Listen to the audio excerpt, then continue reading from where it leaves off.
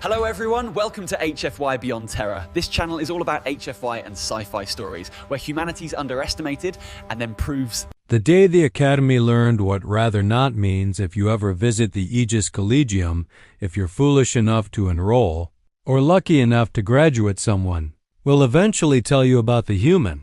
They won't call her by name at first. They'll just say, don't corner them.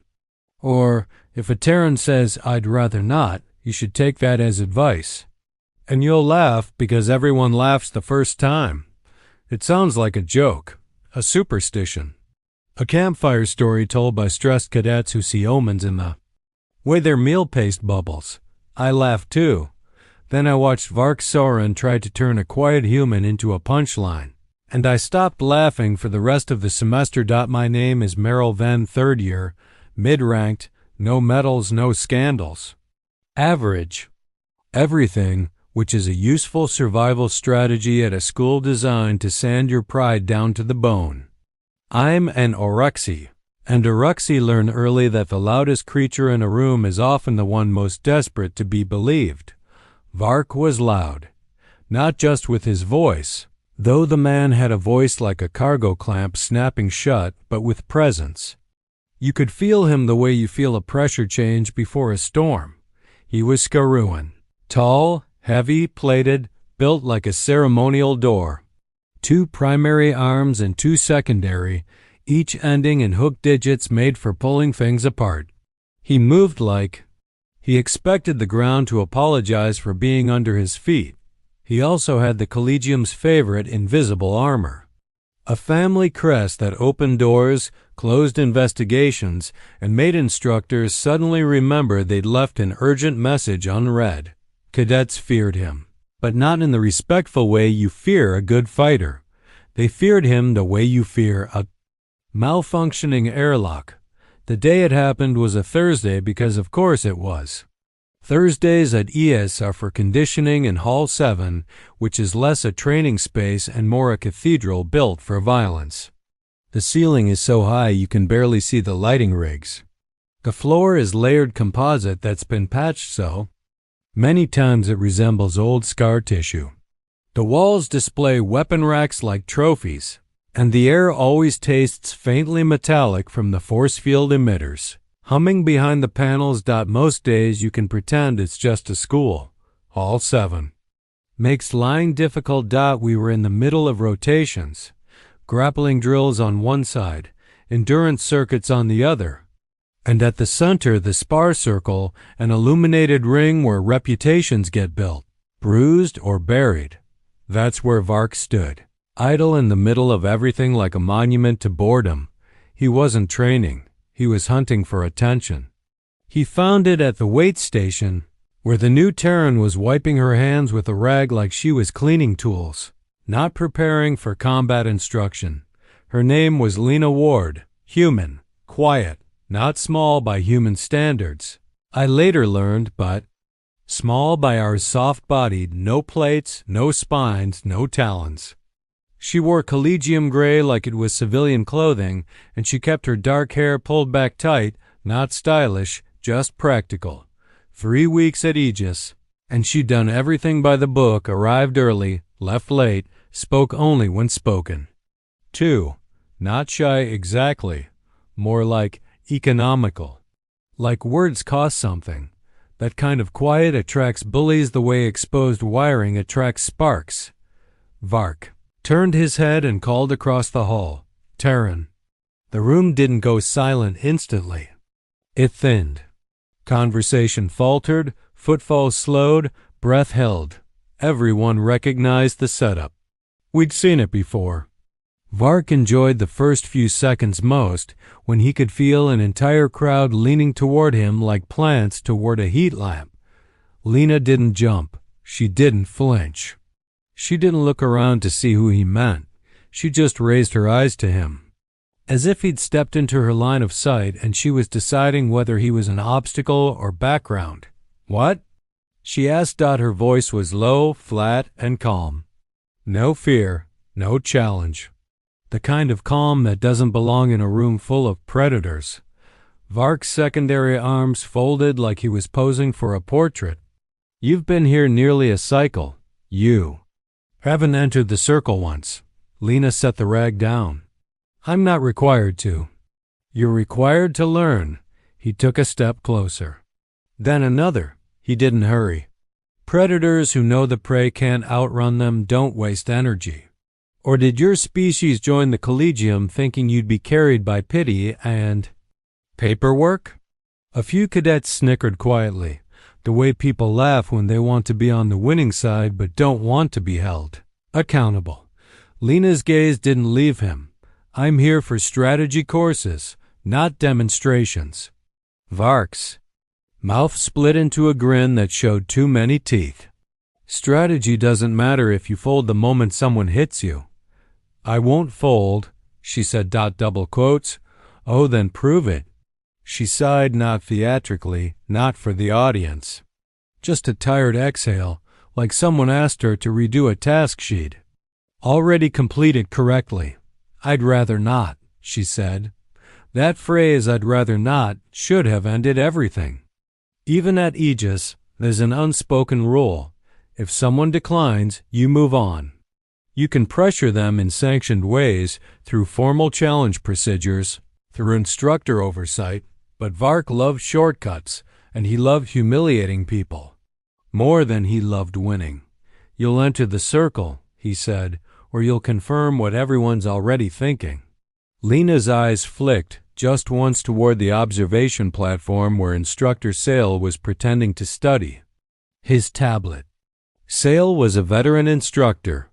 Thin, precise, exhausted in a way only long service can carve into a person. He had the emergency cutoff controls at his elbow. He didn't look up. That was the moment my stomach tightened.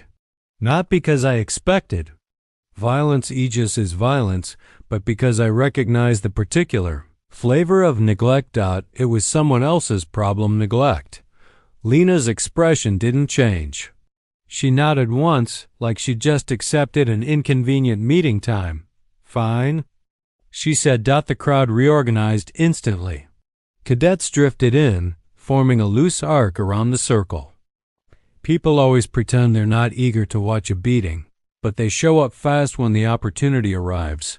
Someone started whispering odds. Someone else began recording. I didn't move closer. I've never been brave. I'm just observant. Enough to know when being close to a scene increases your chances of being blamed for it later. Vark strode into the ring first, because of course he did. He shook out his arms, rolled his shoulders, turned his head left and right like he was loosening up for a performance. Lena stepped into the ring with none of that. No bouncing. No posing. No ritual. She stood with her hands loose, shoulders relaxed, weight balanced in a way that looked almost casual until you noticed how still she was. Stillness, I've learned, isn't always peace. Sometimes it's restraint. Instructor Sale finally looked up, saw the circle, and made a sound that wasn't quite a sigh. Rules, he said, voice amplified through the hall. Light contact. No weapons. Stop on signal. Vark didn't even glance at him. Lena nodded once. Begin, Sale said. Varkh moved first. He exploded forward in a heavy rush, arms coming down in a crushing arc meant to end the entire situation in one strike. The kind of opening move you choose when you want witnesses to remember the sound. Lena wasn't there. She didn't leap away. She didn't retreat in panic. She simply shifted a tight, economical step, letting his mass pass like a charging beast missing the narrow gate. Vark's hands slammed into the floor, padding with a deep, ugly thud. Before he could recover, Lena was inside his reach, not out. Inside. My first thought was, she's dead. My second thought was, she did that on purpose. Her elbow rose and drove into a seam between Vark's upper plate and the softer tissue beneath. It wasn't a hard blow, not by force standards. It was precise. Like she'd tapped the right symbol on a console. Vark made a startled noise, half cough, half choke, and his forward momentum hiccuped. The sound that came from the crowd wasn't Cheering. It was confusion. Vark snapped upright, crest flaring, and swung a secondary arm across in a wide, sweeping strike meant to catch her head. Lena dipped under it, smooth, not dramatic, just absent where the blow expected her to exist. Then, she struck his forearm, not the plate, but a point just beside it. 2 fingers, sharp and quick. Vark's hand spasmed, his digits loosened. His arm sagged for a heartbeat, like the connection between thought and movement had been briefly unplugged. What? Someone whispered near me, and then stopped because there was no sensible ending to that sentence. Vark roared. The roar was real now, not showmanship. Anger, embarrassment, and the dawning horror of being watched while not in control. He attacked again, faster, more chaotic. He mixed angles, changed rhythm, tried to trap her with reach and mass. Lena did not muscle him. She outread him. She moved like she already knew where the strike would land because she'd seen the tells before they became motion. Tiny shifts in hip position, the shoulder drop, the breath. It looked, for the first 10 seconds, like she was lucky. Then it looked, for the next 10 seconds, like she was teaching him, and then it looked, for the remaining time, like she was trying. Very hard not to hurt him more than necessary. That last part, trying not to, was the worst because it meant she could. Vark's tail thick, armored, built to break bone whip toward her legs. Lena hopped, not high, just enough. As the tail passed, she stamped down with the edge of her boot in a spot that made Vark's tail jerk and then go oddly slack. He stumbled. His balance went wrong. Lena's palm found the base of his spine, just once. Like a shove. Vark's posture collapsed a fraction. His tail dragged. His breathing got ragged. Instructor Sale stood up. I saw his fingers hover over the emergency cutoff. He hesitated, because instructors at Aegis are trained to allow character-building adversity, right up until it becomes paperwork.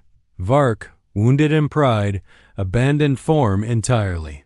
He lunged with claws, snapped for her wrist, tried to batter her by sheer brutality. That's when Lena's demeanor changed, not in emotion, but in intent. She stopped dancing. She stepped into him. She caught his upper arm with both hands, hands that looked too small to control something like Vark, and she turned her body in a tight pivot. The movement was clean, practiced. Not a scramble. Not desperation. A throw. Vark's feet left the ground. All that plated weight rotated, helpless, and slammed into the mat so hard the padding rippled. The hull jolted with sound. Silence followed thick, stunned, reverent. Vark tried to rise. He got halfway. Lena stood over him with the same blank expression she'd worn at the weight station. But now I understood what that blankness was. It wasn't FEARLESSNESS. It was separation. The ability to keep yourself distant from the thing you're doing, because you've done worse and you've learned what emotion does to precision. Instructor Sale finally hit the cutoff. The ring flashed red. A sharp tone sounded. Ceased. Lena took a step back immediately, hands open. Posture neutral. Vark didn't. He lifted his head and looked at her with something feral and broken in his eyes. Then, still inside the ring, still under the red cease glow, he grabbed for the weapon rack near the boundary. The crowd inhaled as one. Organism. Training blades at Aegis aren't razor-edged. They're weighted and dulled to prevent slicing accidents. They still puncture. They still break. They still kill if driven with enough force. Cadet Soren. Sale barked, voice suddenly very awake. Drop it. Vark didn't drop it. He lunged. And that's when I realized Lena had been right at the start. She really would rather not, because her response wasn't panic. It wasn't retreat. It was inevitability. She moved forward into the lunge, not recklessly, but decisively closing distance before the blade could gain full arc.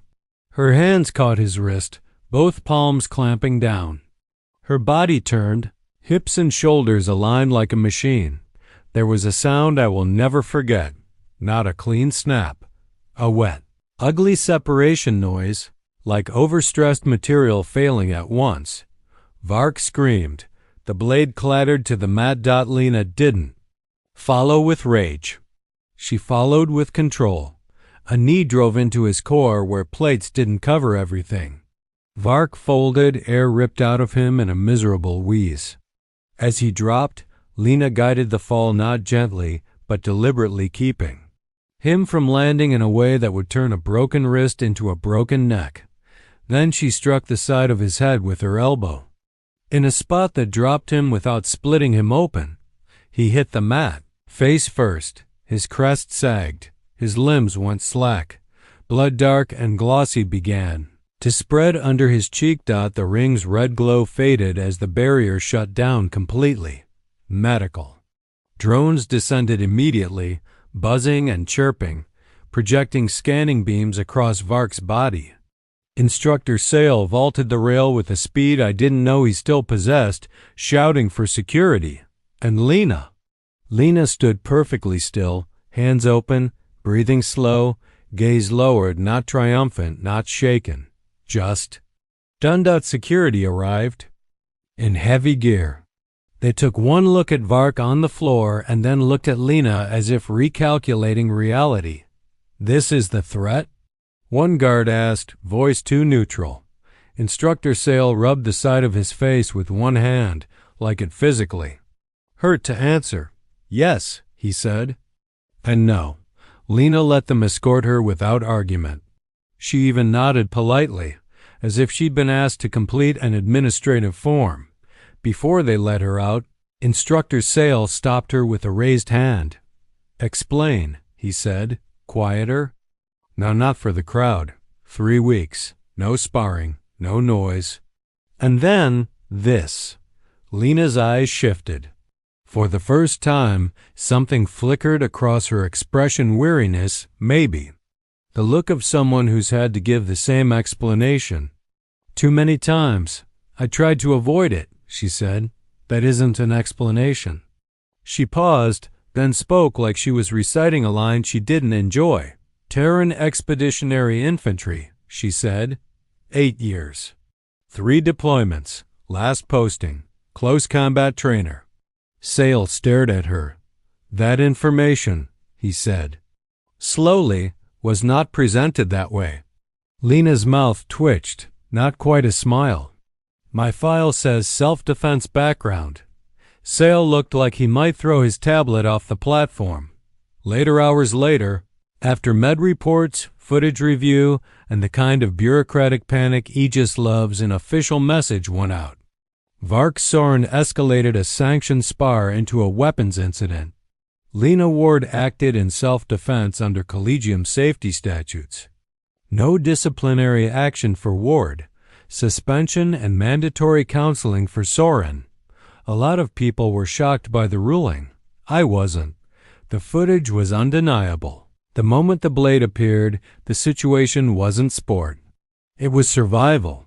And humans, as it turns out, are frighteningly good at survival. And the months after, Hall 7 changed. Not in architecture. Not in schedule. In tone. Instructors started paying attention when humans were present, not with suspicion, but with caution and curiosity. Curriculum planners quietly added Terran combatives as an elective. It became popular because half the academy realized, with uncomfortable clarity, that their honorable styles assumed natural weapons and armor. Humans didn't have those assumptions.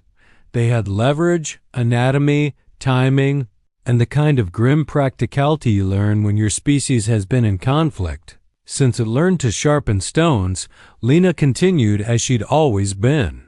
Quiet, punctual, private. But now when she walked through the corridor, cadets parted like water. Not out of terror. Out of respect. There's a difference. Fear makes you flinch. Respect makes you think. I passed her once outside the tactical lecture hall.